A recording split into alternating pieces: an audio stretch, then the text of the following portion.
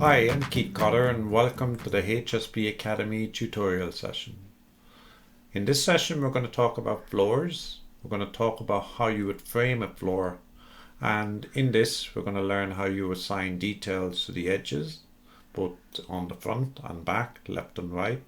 We're also going to learn how you can create the detail between two floors and how you can change the span of a floor and be able to create all the variations for your distribution and all the sheetings that you would have top and bottom of a floor. So let's jump in, let's take a look and see how we can do this. So here in front of me, previous to setting up this session, I have a set of simple walls, and here I have two floors, and the makeup of the floor in this case is using currently a thickness of 200 in the structure. And the reason I picked 200 in this case is because I'm going to use the default beam and sheet that comes with hsbDesign. Of course, you can use your own inventory type of material for both the beams and sheeting, but for the purposes of this session, that's what I'm using here. So we have a dedicated floor ribbon now, hsbFloorElement, and you can now see it has a number of different command structures. So first we're going to use is the framing styles editor. So we take ourselves to the framing styles, and we have both a drop down now for wall and floor. We're going to pick the floor drop down. I'm going to add a framing style, and I'm going to name this, as you can imagine, 200 floor, but you can give it any description you wish. I'm going to take myself to the zones, and for zone 0 it's using a 200 thickness, and we're going to change this to 600. Like previously in the stick frame wall, you can see it all being built up real time, and I'm going to also add a floor sheet here. I'm using a default sheet, maybe 1200 is the sheet thickness. The length I'm going to use is 2400, and for the alignment, I'm going to change it to a horizontal alignment, as you can see here. In the edge details, I'm going to set up two details. The first of these details that I'm going to set up is a flush detail, and the flush detail is more or less the result that I have here. As you can see, a flush detail has been used now, which is just a single beam. And I'm going to add one other further detail, and that is a parallel detail here. And for the parallel detail, I'm going to add an additional double beam. In this case, at all times I'm using the default beam for this example, but you can use your own inventory of beams as previously described. For the side detail, and in this case this is the front, this is the back, this is the left and right. So for the top detail I'm going to use the flush detail. I'm going to use the same for the bottom.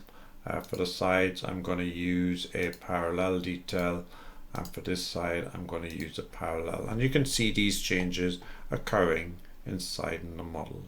So at this stage, let's come out of the framing styles editor. Next, I'm going to use the match frame styles, because now we need to match the thickness of our architectural floor to that of the element framing style that we use. So we select the floor, and here we're going to pick the 200 floor and match it in. We're going to detail the first of our floors, which is this one here, and to do that we first need to add what's called an item container. To do that, we use this item container, and I'm going to select the floor and finish in this case. Now, just for the purposes of this, I'm going to switch to level 1, because what I now want to show you as well is I want my floor reset to span from the left to the right. At the moment, it's going to span from top to bottom. If I want that floor to span in a different direction, I can select the floor and go edit boundary and change the span direction in this case, and I'm going to say I want span from this side and check it, and you can now see that it changes the item container location in this case. This is important because in some cases you may have architecturally attached the walls to the floors. If you want to continue doing that, you can attach. In my case, I don't want to attach them, and also I don't want to join any geometry in this case, and I'm going to say no.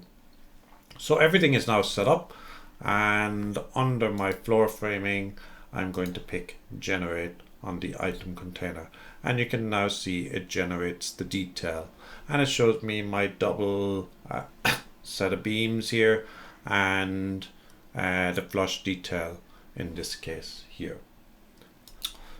Let's move on to the next floor, and this is the larger the floors, and in this case I want to divide this floor up into divisions that will make it more easy for manufacturing. So we're going to divide it up into cassette areas, so I'm just going to make sure that I'm set on wireframe here, and for the purpose of this I'm going to use some helper lines now. So I'm going to create a helper line, maybe make it 2400 wide, use the line selector, and I'm going to pick here and here as my helper lines in this case. So to split up a floor, I'm going to select the floor element, and we're going to use this tool here called split floors, and this will allow us to select the floor, and let's do that once more. Select my floor, I go split floors, and we're going to create split lines in this case here, and I'm going to pick those helper lines now as my split location. It's okay, and finally finish on that, cancel this command and select the end result. Now what's important to note here is the following. The original floor is still there, and the reason we leave the original floor there is because of what I showed you earlier. Some people attach their walls to the floors, and if we were to delete this floor, you would lose that attachment, and hence you would have an undesirable result with your wall. But what we have done is created individual floors, as you can see here. Now the process at this moment in time is we now go to the floor element and we create item container, but this time I'm only going to pick the item containers of the individual floors now in this case. So I'm using my tab to ensure that I'm only picking those items that I want to add the item container to, and there is my item container in this case. Now even if I generate at this stage, which I can do, I'm going to pick the three elements and finish. And what it will do, it'll always create a default connection here, and the connection between the two floors in this case is what we call a side to side detail, because why? The span direction of the joist is going from front to back, so we call this a side to side detail. And now we're going to learn how to change that particular side to side detail. So we're going to go to the framing styles editor, and we're going to take ourselves to the connections, and here we can see that we have wall to wall, which is not for this purpose of this session, but we also have floor to wall. So if you've got a connection between your wall and your floor, you can also define that. As you can see here, there's different variations, but the one we're going to look at today is the floor to floor connection and what's called a side to side detail connection here. You can see your front to front, you have front to side, but we're going to look at side to side detail. Now what we're going to create here is what we call a shy oversail detail. So I'm going to name this as shy oversail, purely because what we want to do is we want to keep back the sheeting and oversail it on another panel. So to do this, I'm going to add a geometry line, an offset line at this point here, and I'm going to offset it a certain distance. You can fix that distance as well if you wish. You can say I want that distance to be 5 millimeters and create a fixed detail here. What I'm also going to do is I'm going to create a second offset line, and I'm going to put that from here and create something here. But now what I'm going to do is I'm also going to add what we call a distance parameter, and for this I'm going to call it oversail, and we're going to make this distance here something like maybe 27, and I'm going to select this particular value here, and instead of it being fixed, I'm going to use the parameter oversail in this case. Now we're going to do a small few changes here to this detail. I'm going to attach that sheet and lock it into this particular offset line. In this case, we're going to zoom in. I don't think I have selected it 100%. It's now locked in because we have the lock symbol. I'm going to take the other side and attach that here in this case.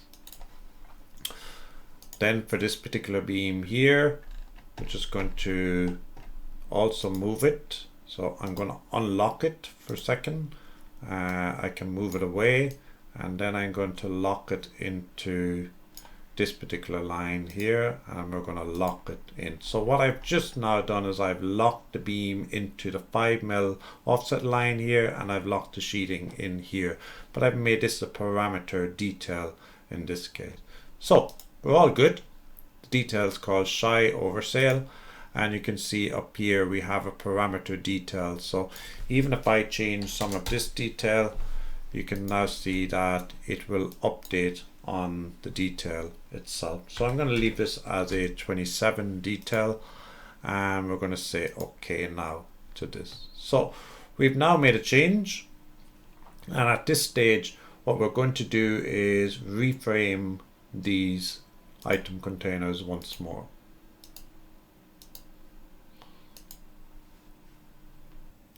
And what we get at the end result is we have our framed result, and as you can see there's the space of 5mm between the two beams, and we have this sheet oversailing onto the other beam of the 27mm that I would have set as the parameter distance, and the other sheet stepped back. So you can see the side-by-side detail is now configured in this case. We can do one other further step, and that is to update the connections, and this will show you that the connection detail has been automatically assigned as a side detail. So here we are, we've come to the other end of this session, and we can now see that our floor is fully framed to the way we set it up in the details. I'm Keith Cotter, thank you for watching, and I hope to see you in future sessions.